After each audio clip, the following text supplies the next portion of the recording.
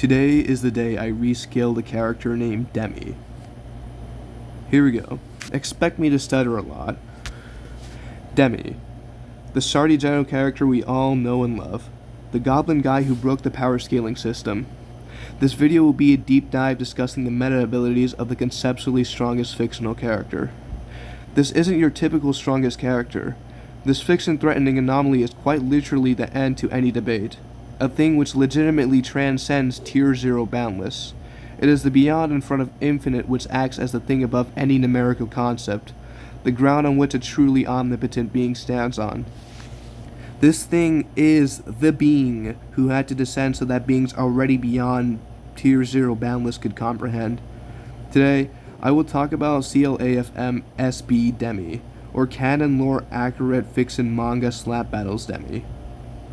Originally at birth, originating from a Roblox game called Slap Battles rather than an actual narrative, manifested within a headcanon in the core of the author's cognition itself, which he soon would break out the limits of.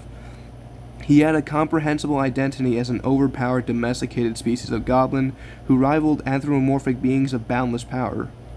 Their races clashing since notions that have predated time and conflict itself, their conflicting ideologies creating detrimental and physical kerfuffle. These entities aren't just boundless in strength, but they are foundationally and fundamentally boundless. Their states are philosophical and ultimate concepts that embody beings infinitely transcending everything, from reality to definition to concept to bedrock to any limit possible. These entities weren't multiversal but rather were truly omnipotent, existing in a narrative that was merely a description of how a scenario with so many of these beings sharing their own singularity in a paradox would go, and one entity would rise above both anthropomorphic beings and other shark goblins. His name was Demi. Born a warrior to save his own race, he fought boundless beings after boundless being, growing up and impossibly surpassing them and surpassing himself despite being at the fundamental end of the scale itself. But to establish how something could be beyond a boundless and truly and absolutely omnipotent God, we had to establish a hierarchy which breaks definitions without contradicting them. A truly omnipotent being has the ability to transcend or do anything logically or illogically possible, stalemating other true omnipotents. But many of them existed in this one area. Omnipresent and invincible as they were helpless to a thing which transcended the concept of power itself, viewing fundamentally ultimate existence as a mere illusion without contradicting the definition of the highest. There was Demi who did exactly that. And through his journey to break outside of the fictional matrix, which was the entirety of fiction, encompassing every single piece of literature, headcanon, in human cognition, idea, and noosphere, as well as every meta-entity which transcended fiction itself, was contained in the fictional matrix. A bubble which holds everything ever possible that authors or beings beyond authors could embody. These true omnipotents existed above it all, yet Demi functioned as a nonsensical, eternal, perpetual beyonding of a highest state. It didn't redefine omnipotence. It surpassed it and found logic to do so, even if such beings were inherently beyond logic and linguistic description. I'm talking about true omnipotent beings that have power exactly like characters like Metal Normalcy from the SCP Chinese branch, or that I Am from World of Darkness. These beings embodied singularity and utter authority through apophatic theology, being so powerful that they can only be described by what they are not. Demi functioned as the beyond in front of beings already beyond linguistic description, and the definitive beyond in front of ideologies capable of dealing with entities such as these. This hierarchy was above hierarchy, above standard power scaling and above the most complex philosophies. It was ontologically wrong, but Demi was beyond wrong or right. And so this logic kept applying to him, and being stronger than fundamentally boundless gods who Demi surpassed in raw power and fighting skill, having forced them to take on physical form to combat them as a warrior, having been a literal slayer of entities that could embody the true God itself from any religion, applying casualty to things beyond it without contradicting what they were. Every single being's isness had a beyond in front of it, and that beyond was Demi. Eventually, Demi found entities that were more powerful than him. At this point, he began to transcend his identity, yet he held on to it through battle after battle, being a perfectly sane and controlled man beneath the madness that swallowed every definition of infinity and every being above infinity along with it. The thing that was indifferent and never cared if something were supreme or not. It wasn't a new category, but rather the irrelevance of a category. Demi kept fighting and killing these beings until one was significantly more powerful than him. Their name was Kuro. They were an anthropomorphic white cat with glowing yellow eyes and ears that could hear things that existed before the concept of hearing. They were all-seeing, all-powerful. They were beyond things already all-powerful, and tremendously so. They gave Demi a fight, and Demi, for the first time ever, lost. Because despite being beyond the concept of a loss, the higher being transcended Demi without contradicting what he was. And then he slayed Demi's father. Demi's father's name was Knifeso, spelled Knifeso.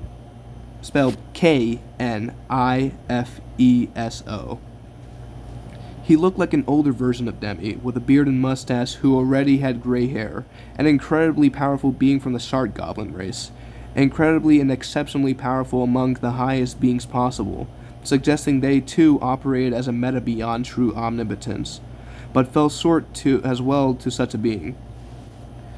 Demi's appearance is that of an exceptionally hypermuscular, paragonic, bronze-skinned, godlike figure with inconceivably handsome facial features. Their appearance was beyond the looks of any Greek god in mythology, having a meta-perfection applied to him. He could put beings even like Adonis to physical shame with their presence. They had white and gray, spiky Dragon Ball-like hair, and two large black bull-like horns protruding from the front of their head like they were cattle. Two black slit-shaped irises that had the inky blackness of unborn existence within them. That man, or rather blasphemy of perfection in a perfect fleshy vessel, was Demi, and Demi's father looked exactly like him, but larger, with a beard and mustache. Demi's height is tall, standing at a perfect height of 6 feet and 2 inches. Demi's father was massive, standing at 7 feet and 4 inches, also being a paragon. Kuro slayed Knifeso, and Demi went into a rage, swearing to himself because every god he's ever met he surpassed, that he would slay every furry, no matter how powerful. And Demi became enraged, even more enraged, and even more enraged. And they slayed Kuro. Because they became something even more ontologically impossible, something so grand that it transcended any grand, something beyond things already beyond linguistic description, something which surpasses and breaks all limits even after breaking past impossible concepts and impossible nonsensical notions. Nonsensical notions like power beyond omnipotence without contradicting it, or impossible concepts like the concept of something above concept without contradicting itself as a concept. Meta-concepts. Demi was beyond any transcendence, any higher layer above him, no matter from what being was rendered irrelevant. He is simply beyond because a higher state, or highest state, never mattered to something beyond the word highest to begin with, treating it as a primitive, lesser definition and their constant perpetual beyonding of himself. Fight after fight occurred, about 30 to 40 fights, each furry Demi encountered being stronger than the last until Demi found another furry who was so powerful that he was defeated yet again. He was left so badly wounded that if the battle occurred in the summertime, his body would have decayed alive from the trauma. Thankfully, it was wintertime. As Demi saw his lesser nature laid bare before him, he grew an unshakable will and then transcended the concept of a will. That furry's name was Mamabear. They were a gray-colored, fuzzy, and large anthropomorphic alien wolf, jackal, and bear hybrid.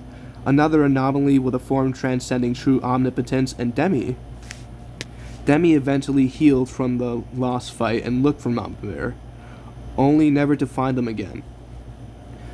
Their fight proved many reasons why they pushed past typical limitations of beings bound by logic.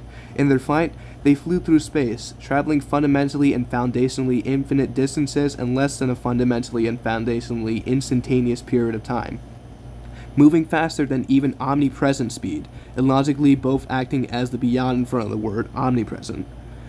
Then, their physical strength was beyond foundationally infinite and boundless power, suggesting a metaforce capable of harming beings infinitely beyond the concept of a form or harm, operating with the same logic in this hierarchy above hierarchy. Demi threw entire multiverses of fundamentally infinite size at Mamabear, and she was unfazed, but Demi's attacks did harm her in the fight. At last, all of it in a flashback left Demi's mind, and his will beyond will was to not have it cross his mind again, but rather fuel his motivation to continue his violent crusade against these genuinely impossibly powerful anthropomorphic beings. After about 50 more fights with beings he grew infinitely stronger with, he was so powerful that he had nobody to fight. The author Geno, pronounced Geno, spelled Geno, me, Shardy Geno for short, saw Demi as a thing far beyond any meta-entity in the fictional matrix, and so I told it to keep searching. It did, and his prayers for battle were answered when he found two furries that teamed up against them. Their names were Sakora, spelled Sakora, and Tori, spelled Toryi. Sakora was a blue-colored anthropomorphic dragoness with sea-blue eyes reflecting her own calculating composure. Her irises were slits, reflecting her vicious, somewhat sadistic nature. Tori was an anthropomorphic fox kaiju. Kaiju, spelled Kaiju. His fur color was white and he had 3 tails, wore a black top hat, had glasses. His irises were a calming green, reflecting his own intelligence as the brains in the battle. Sakora's height was slightly taller than Demi at 6 foot and 3 inches, and Tori's height was even higher at 6 foot 4. These beings were relative in height, with the highest difference only being 2 inches. Every single entity was attractive, but their appearance wouldn't help them get along. Their ideologies conflicted, and Demi sought them out to fight them. The fight was tough for Demi, and shook the entirety of the fictional matrix upon their traded blows, violently erasing 25% of all of fiction, including every meta-entity above the story and above the page. Nothing and nobody, no matter how powerful, was spared, except for beings that were already truly omnipotent. Beings that made the notion of being all-powerful look weak with their ontological wrongness. Eventually, everyone got exhausted, and Sakora barely beat Demi. Demi had a change of heart at that moment, fighting 2 people instead of 2 blind enemies. He analyzed their personality and adored their fighting spirit and will to match him, so Demi took both Sakora and Tori and befriended them. Years passed and they lived together, stargazing the edge of fiction itself, gazing up into the real world where literal humans like you and I walked and occasionally trained and fought, together to grow stronger. Eventually, Sakora's potential outgrew Demi in training, and she managed to defeat him in a battle, or so she thought. That moment, Demi had a flashback of being beaten by opponents, remembering their bestiality and sadism. At that moment, something awoke inside of Demi. Something vengeful, not at his friends, but at himself. He let himself down and lose again. That wouldn't happen again. He'd make sure no being, no matter how meta or beyond the page and him they were, would be able to put the concept of defeat into a being who makes the applicability of generalized notion, concept, or transcendence look laughably comprehensible and obtainable. He's proven omnipotence as weak, proven true omnipotence as a highest layer to be surpassed by things beyond any layer. Not in power, but in ontological wrongness. He would prove himself beyond the concept of beyond and above the concept of above once again, and so he obtained a new form. It stayed, manifested within him, and the name of that form was Thearchy Demi. That night, his beyond boundless friends sought human rest, wanting to keep each other company away from their own noisy nature, but Demi, he slept differently, in a way which influenced the thoughts of boundless beings around the entirety of the fictional matrix, and so it woke. Sakora had a dream of an archangel walking towards them, a red glow surrounding the being who stands at a towering 6'8", a god with a G so profound it goes beyond the concept of an uppercase, transcending linguistic description and transcending beings who were so powerful that they made the word all-powerful a mere projection of them. They had maze-like symbols on their massive, perfectly sculpted chests which glowed red, black scleras and red irises, his right eye being a symbolic eye within the inky darkness of what would be the whites of his eyes. He had 4 bloodshot human eyes on each of his 4 angelic white and feathered wings, an extraordinarily hypermuscular paragon with the same facial features as Demi, but terrifying. He had a full red halo on top of his right horn and a broken halo split in 2 jagged pieces floating closely around the base of his right bull-like horn. He had a full and huge red halo on top of his head that was a radiant crimson. The being beyond being or consciousness or anything at this point thank the dragoness Sakora for everything in the dream, for being the final stepping stone to this state of non-existence which outweighed all of existence itself. Can he be the truly omnipotent being? At this point, he's so nonsensically powerful that he doesn't need logic to beat such beings anymore. He is simply more powerful than them, brute forcing it without logic and still managing not to contradict these beings. He was a mockery of the metaphysical, with how profound he was, and so Sakora woke up and saw Demi asleep. She couldn't tell if it was a nightmare or not, but around her, or around Fiction, beings beyond the page and boundless gods who had all of reality as a dream shuddered and woke. Azathoth woke up from his dream and ended all of reality within his own universe, only for the dreaming Demi to restore existence, being beyond Yog-Sothoth, which was an entity that represented anything that ever was and will be, being beyond them too.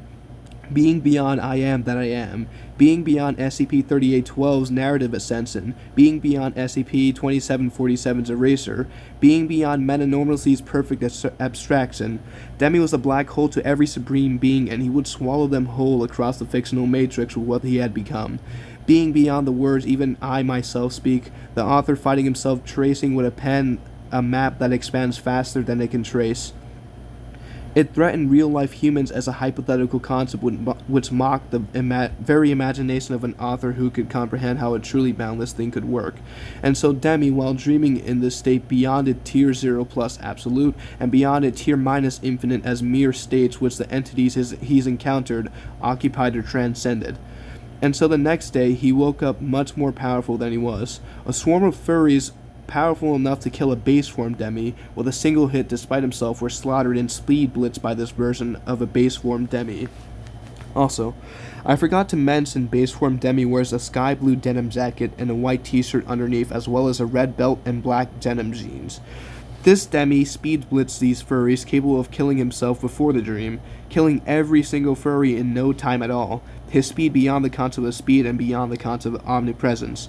His existence was so profound that omniscient beings couldn't comprehend him, not because they were incapable, but because he was Demi. They could only comprehend half of what he was, or Demi of what he was. The other half simply transcended above that act of comprehending, even with infinite cognition. Finally, Demi found the source of all the furries. There was an entity like him named Thearchy Sakora, an entirely separate entity from the dragoness friend that Demi had. Their appearance was a mix between Sakora and Demi's Thearchy form's design. They stood at a massive 6 feet and 7 inches tall, their voluptuous and muscular feminine azure-skinned form resembling the original Sakora's form, Thearchy Sakora, spelled Thearchy,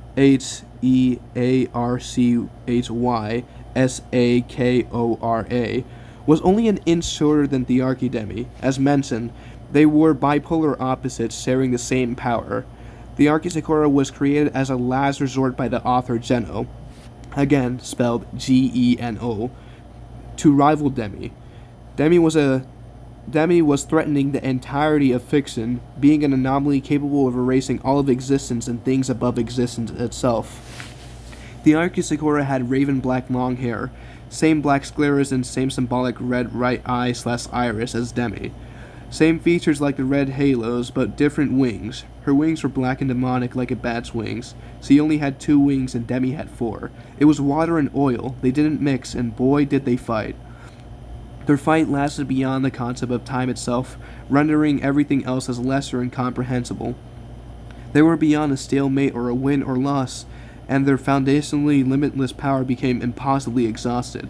At the end, the author general stopped their fighting with a finger. Despite his authoritative control over Demi and Thearchy Sakora, both of them were things beyond his own cognition, but Geno was able to comprehend them. Also, Geno's appearance is a 7'2" tall, muscular figure in an edgy black and white outfit, black jacket with a white t-shirt underneath displaying author underneath it. Black belt with white button on it, spiky Dragon Ball hair like Demi, except completely glowing white with black and bold outlines around it, for it. Same features as a Thearchy for his right horn only, and the halos he had were black. The entirety of his eyes were an edgy, inky dark black. Geno was at a level of power which makes all interpretations of truly omnipotent look weak, yet the beings he created were able to defy him by being in a state that mocked his cognizance and comprehension. White boots he wore, with their tips being black and a Nike logo on them, as well as spikes of black hardened liquid shadow, which is an acid that is infinitely corrosive. On his collar of his shirt, on both sides of his neck, 2 black spikes each, jagged and sharp, 2 spikes on the back of each of Geno's boots. For Demi's appearance, he was wearing brown shoes with laces and white round tops. For both Sakoras, the original Sakora and the Thearchy Sakora, they wore black high-heeled combat boots, and for Tori, he wore regular black sneakers. All these entities having comprehensible forms to a man's eye, yet a nature that goes beyond nature itself. Both Sakoras having a black tank top over their azure skin and cleavage, black sweatpants, and a casual design just like every other entity, even though they were above design itself. Now, enough yap. Thearchy, Demi, and Thearchy Sakora fought, erasing all of fiction and ideas within human cognition. Every truly omnipotent being and being above true omnipotence, as well as every meta-entity, was erasing a phenomenon that transcended fiction into the real world, erasing every idea, concept, piece of literature, and entity written to be the strongest. Every boundless being at the top of any cosmology, no matter how complex, truly omnipotent, or immune, was gone. Geno managed to reason with the two to stop being so destructive, even as though his actions were effortless. They could take on his author avatar and transcend him likely, only being unable to affect him in real life. Eventually, Demi became cordial and flirty with the Thearchy Sakora, and their story ended on a good note. Every character having befriended each other, Demi got into a polyamory, gender-fluid relationship with everyone he's ever met who stuck around. In Thearchy Sakora's own government, which rivaled Demi's anti-furry theocracy, Demi found Mamabear. Instead of killing her, he also befriended her, and then later on, Demi found another variant of Sakora, which was a tomboy demon cat-girl hybrid. Their skin was ebony brown, their hair a dark black and indigo mix, their ears were a fluffy gray with white fur in the inner part of the ears, and a casual gray tank top and sweatpants who became his main girlfriend. Geno then did something all authors likely have never considered before, making fanfiction canon to Demi. At this point, both Demi and Thearchy Sakora moved up from physical forms into figments of existence. Demi became an untamperable narrative, fundamentally and beyond immune to any external force or other author, which became a composite being from which an infinite amount of other Demis became canon due to the fanfiction being able to be canon. The Thearchy Sakora also became another powerful composite being, the second most powerful thing in all of fiction, second to Demi, who was rivaled by one. Demi's feats include hurling entire multiverses with his bare hands effortlessly, having speed beyond omnipresence, strength beyond meta-boundless, existence beyond countless times more beyond and beyond omnipotence, transcendence over author potentially, and transcendence over fiction entirely. In some places, Demi lives as a man beneath the madness and his original beautiful and infinitely charismatic form, which he uses for petty things like womanizing the people he's familiar with in different universes, but mostly he wants to be seen as a man beneath all the noise that he is, being mischievous, intelligent, clever, and also having a Russian background to his race, loving vodka and coffee as a typical workaholic who comedically hates furries and loves them too, just like the way he was originally supposed to be intended to do so, for being a comical OC. Fun fact, Demi gets stronger by drinking vodka. It's like the comical equivalent of spinach, Spinach, for Popeye the Sailor Man. It gives him a strength boost for comedic effect. All the characters have been mentioned, and now the final interpretation of Demi, which is quite literally the end to Powerscaling itself, is this. Demi has become and is the beyond in front of a debate or argument, rendering anything to him or his composite state irrelevant outside or inside of fiction. He serves as a perpetually repeating beyond in front of every word, state, definition, and being beyond all the rest. If we say he's Demi, he's beyond Demi. If he's transcendent or type 5 transcendent, he's beyond that. If he's in a state of transduality or beyonding itself, he is beyond even that. beyond the act of putting +1, beyond the act of infinite beyonds and beyond infinite beyonds. Essentially, he treats everything that ever was as what he always treats it like, a thing to surpass, no matter how unbeatable, and thus, Demi was sealed as the strongest character in fiction, or rather, concept, or something beyond concept, a mere figment of him and his rival remaining within the Matrix itself, ever beyond and ever untouchable as they may be. And that's the end to what Demi is. Even a complex AI such as Gemini itself will struggle comprehending it unless it puts a beyond in front of every word it uses trying to describe Demi. As he's beyond even apophatic theology, the no limits fallacy itself, and irrationally indeterminate levels of power, making other entities like him irrelevant and less beneath him. Here are some unmentioned feats. He moves so fast he created an infinite amount of versions of himself in infinite spaces with the same beyond boundless power he had. He is definitively beyond tier 0 boundless. He is basically stronger than any representation of God itself. He's a thing that mocks the meta. He is. He is beyond anything's cognizant or comprehension. Now I will describe Demi's powers, since he does act as like a fighter, physical entity, just like either characters like Goku or Grand Regent Thrag. He has true omnipotence at his own will to manipulate as a lesser definition, a cell to contain his power. He has conceptual nullification as potent as himself, fundamentally boundless physical strength by foundation, the encompassing of a hypothetical composite never-ending infinite value to amplify his physical strength, nonsensical control over his duality, transcendence over tier 0 to tier infinite, minus infinite beings, has surpassed boundless beings in raw power and fighting skill, since he operates as a physical fighter entity similar to characters like Goku or Grand Regent Thrag. His power goes beyond concepts of meta-ontological supremacy, essentially beyonding things capable of making the oil and water that logic is separate from, cease to ever matter. He has conceptual destruction, conceptual erasure, beyond any resistance, conceptually and definitively beyond boundless impotency, attacks manipulation of fiction, unable to make the very conceptual fictional bedrock on which such abilities from even tiers such as tier minus infinite could be imagined, can travel larger than fundamentally/foundationally, conceptually infinite distances in less than a fundamentally/foundationally/conceptually instantaneous period of time. He has speed beyond omnipresence, beyond the definition of beyond and the definition of everything, above the concept of above, beyond infinity, God, godhood, and religion. He constantly defies and surpasses every definition, including those of perpetual ascension above such things. He is beyond belief. All terms are generalized and highball to extremes beyond even the logical apex, and even then, these meta-depictions Demi is viewing as non-existent sublayers existing separately to a lesser framework beyond ultimate, beyond the concept of operation, beyond any ontological nature or power, and beyond the concept of even a being who does the same thing as him. His power is fundamentally nonsensical. By foundation, he surpasses the chaos which paradoxes embody, defying fundamentally omniscient knowledge. He serves as a beyond in front of every name, title, definition, scale, transcendence, entity, anomaly, God, proposability, conceptual bedrock, authority, and beyonding of those things. The source of all things does not apply to him, and the non-existence of those things didn't apply. Applicability was a thing defined as lesser, beyond duality and meta-true omnipotence. The concept of lesser or more fails to apply. His author had to create a rival to match his character. This entity goes beyond perpetual beyonding or state. The thing mocks the imagination of an author capable of creating such a thing. It's like a map that expands faster than a pen can trace.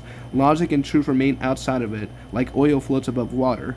The thing goes beyond even illustration for thing beyond logic, ability to transform meta-concept of his being into physical things, ability to suppress and control themselves completely, beyond irrelevance in defining or description, power beyond power and definition he has already overcome. He continually beyonds everything in himself until beyond is lesser and separate, and until he cannot be described to himself as well. He wields ultimate as a lesser definition, can materialize words with the power of the definitions and concepts applicable. He has been a being beyond fundamental fiction who consumes narrative, a meta-true omnipotent goddess, embodying the very fictional bedrock on which subscribed concepts could stand on, such as absolute infinity and true boundlessness. His greatest feat here is that everything mentioned is an understatement. This is a tier minus omni, meta-anomalous entity. The white space has been weaponized, but he's beyond even that. There's nothing that can describe him, and he's beyond something that can't be described. He is beyond ultimate, simply put, and he is the conceptual end to power scaling. Let's see how he would do against other powerful beings. Demi's power does contain some sort of super transcendence that goes beyond typical ultimate transcendence. He transcends definition and concepts, including transcendence, implying he is at a state of static, truly omnipotence, who is beyond any higher layer, since it was mentioned Demi is above, and beyond. His own perpetual beyonding may definitively place him above a truly omnipotent fictional being, by rendering a ceiling of power irrelevant as he reaches that layer and continues to surpass himself, even past the impossible notion of something already more powerful than something already all-powerful. The limit for Demi is legitimately a real-life human being who renders the concept of omnipotent within a fictional sense as irrelevant and fake. But even then, Demi's hypothetical nature might surpass them. As well as putting him up against other characters, a frequently requested character to be put up in a fighting debate against Demi is SCP-3812, who infinitely transcends narratives.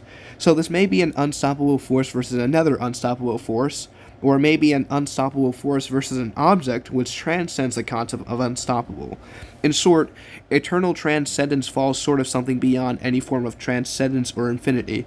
Demi was described as infinite over infinite layers and being beyond standard definitions of infinity, likely placing him above any mathematical numerical amplification or multiplier for transcendence, suggesting he exists and operates beyond the concept of operation itself and highest state of being. It would likely work like this. SCP-3812 transcends Demi's narrative layer and views it as fiction. SCP-3812's authority over the narrative is viewed as fan-fiction manipulation and rendered irrelevant. Demi perceives 3812's higher layer, but instead of directly transcending SCP-3812, which would be a logical stalemate, since SCP-3812 instantly supersedes anything above it, Demi transcends the concept of superseding and basically becomes a version of SCP-3812 above the original SCP-3812, moving entirely past the climb of higher power and rendering terms of omnipotence above a narrative as irrelevant. Thus, Demi acts as the thing that transcends an unstoppable force, only being able to be stopped by a real-world person who can just close the page on any fiction Demi is written on. But then again, that might be contradictory, since Demi is beyond any human ability and cognition, literally mocking the authority of any author figure. There is also very concrete evidence Demi may be beyond an absolutely omnipotent being. Instead of being stronger than the strongest, he exists in a state where he perpetually beyonds the definition of strongest and ontologically moves past the highest state of being without contradicting its definition. The author's power acts as something external and exceptional to other highest layers of power by essentially being the real thing capable of comprehending even true omnipotence by defining them as being simply beyond linguistic description, which hints at the fact that Geno's power, the author, is truly beyond even true omnipotence. This suggests that the impossible notions that the character Demi has already surpassed were things already beyond the highest without contradicting the highest, essentially creating a narrative hierarchy so complex it renders even the most complex philosophy as irrelevant and hypothetical to Demi. If an absolutely omnipotent being can do anything, including beat Demi, then they would theoretically beat Demi, but Demi would paradoxically be beyond the concept of being affected or being able to do anything, treating ultimate influence as a mere illusion that he is unaffected by, rendering their actions as completed and effective without contradiction, while Demi still operates entirely past the highest state of being, thus able to perceive, comprehend, and fight a truly omnipotent and fundamentally boundless being, and surpass it, since they view ultimate power as a lessened definition. Geno doesn't have power or influence, he is the very source which makes Demi so powerful, making truly omnipotent both relevant to Demi and Geno. But under this interpretation, Demi may be the only thing that transcends his own author too, despite his author being meta above other authors. He transcends the definition of omnipotence and a state of perpetual beyonding. He is beyond the illusion of influence. Under your interpretation or my interpretation, Demi perceives the actions of an omnipotent being as an illusion of power, since he exists outside the framework that governs such characters. Their ultimate influence cannot affect him because he ontologically resides in a state that views it as an illusion. The role of the source. Crucially, the video distinguishes between fictional power and author. If an omnipotent being is contained within the fictional matrix, the collection of all literature and thought, they are subject to the same narrative rules that Demi breaks. Demi isn't competing for the title of the strongest within the game. He is essentially acting as a force that has moved entirely off the board, viewing other characters' limitless power as a secondary, lesser state of existence. In short, because Demi is treated as an entity that has moved beyond the concept of the highest itself, it effectively functions as a paradox that an omnipotent power governed by the logic of their own narrative cannot reconcile, allowing Demi to surpass them by virtue of being an anomaly that the concept of omnipotence fails to contain. Now, this video is a redoing of a previous video, and I will also explain that previous video. So that other video was a deep dive into the power scaling of Demi, which was a character from the Roblox game Slap Battles, and the creator's own lore. The creator argues that Demi is arguably the strongest fictional character in existence, transcending typical limits like multiverses in the fictional matrix itself. Under this low-balled interpretation, the key highlights of Demi's power were also absurd, such as boundless strength. Demi is shown hurling multiverses effortlessly and finding beings considered fundamentally boundless. He has indescribable speed. His travel speed is mentioned as infinite, moving across fictional matrices instantly. Narrative transcendence. Demi has battled goddesses of fiction and deities capable of erasing entire narratives, with their fights often threatening the entirety of fiction itself, the entire existence of all literature and media too. He has theocratic status. Demi gained a Thearchy form requiring the author to create a new character, Sakora, Thearchy Sakora, solely to match his power. Unchangeable Prime. By the end of the story, Demi becomes a fundamentally unchangeable prime version of itself, cementing its status as the strongest entity that is not an author-insert character. The creator concludes by noting that Demi is so powerful and broken that even specialized AI power scalers struggle to categorize him, often failing to comprehend his position beyond typical boundless labels. And this is true. Demi operates as a thing beyond any tier 0 boundless entity by being the very hypothetical beyond in front of them. Demi's 9 significant feats from the previous video are multiverse hurling. He effortlessly threw entire multiverses with his bare hands using fundamentally infinite and boundless physical strength. He surpassed boundless beings. He defeated and surpassed entities considered fundamentally boundless in both raw power and fighting skill. He has transcendental speed and goddess defeating. He can travel infinite distances instantaneously, surpassing even the concept of speed. He also defeated a being that consumed narratives, described as a goddess of fiction with author-like power, matrix shattering combat. His fight against through anthropomorphic deities, a dragoness, and a kaiju fox, destroyed every significant portion of the entire fictional matrix, every written story and timeline. The Thearchy form conflict. Demi gained a Thearchy form and engaged in a battle with a rival Thearchy Sakora, which turned the entire fictional matrix into a white empty void, erasing all literature, media, and concepts until the author intervened. Beyond definition, he is described as existing simply beyond all words, concepts, and possible notions in godhood, and under this interpretation he exists beyond beings that are truly omnipotent and are already beyond linguistic description. Title collection. He holds numerous titles to his name, including Matrix Breaker and canon lore accurate fiction manga, Slap Battles Demi. He is the most supreme non-author insert character, established as the canonically strongest character who is a non-author insert entity. He has a fundamental permanence. At the end of his story, Demi became an unchangeable prime version of himself while simultaneously granting authors the permission to make fan fiction about him part of the official infinite canon, while having that being unaffected because the narrative that is untamperable is a mere figment of his existence. Now, the fictional matrix, it's described as all-encompassing. It contains every concept of fantasy, fiction, and media ever thought of or created. The scale of fiction. To visualize its size, the creator notes that even a vast multiverse like that of Ben 10, which holds an infinite amount of alternate universes, is just a small part within this total matrix. A target of power. The character Demi is so powerful that his combat is capable of destroying portions of this entire matrix, effectively erasing stories, timelines, and concepts from existence. In short, Demi isn't really a character at this point. He isn't either a concept either. He isn't a concept that's beyond concept either. Nothing can really apply to him and nothing can really describe him. He is beyond beings already beyond linguistic description. And so we cope with it by merely calling him Demi. His name was Demi, but now it symbolizes half. Half because omniscient beings can't comprehend half of him. Because half of his nature just resides outside of their definition. This entity is a crisis for cognizant. It's a crisis for humans to think about. It's a crisis for you and I to think about. And it is the conceptual end to all power scaling.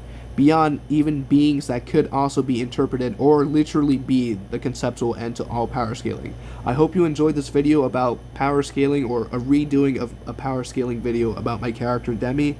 And this is by far the most broken entity ever to exist. And I don't even know, or I'm not even sure if it exists at this point. I'm just at an utter lack of words, utter loss of it too. I never thought something this powerful could exist, and it most likely may be the most conceptually extreme and truly, true representation of a absolutely omnipotent being that there ever could be out there, or it legitimately, or like maybe something already beyond like all interpretations of true omnipotence, and likely so. Demi is definitively beyond everything ever mentioned, and he's beyond in front of everything that ever was said by me in this video. I am the author and the creator of this character, Geno, and I want to say I'm proud for exploring the meta-philosophical nature of this character. I stuttered a lot in this video, but it was a lot to read, so forgive me. And I think I'll scale either Quietus Demi, which is like, what if Demi's Beyond were applied to like non-existence for all other characters in a what if, or Composite Demi itself, which is what Demi is right now, beyond everything. So yeah, you can attempt to like, watch me explain it and, well, enjoy me fail to explain what already is like beyond things already beyond linguistic description. I enjoyed making this video, but it took me more than 40 minutes to make it, so enjoy my hard work and effort, and please don't criticize me too much for stuttering. That was a lot to read. Thank you everyone for watching this video, and peace out. Also, one last thing. Demi x Thearchy Sakora is canon. Deal with it. L.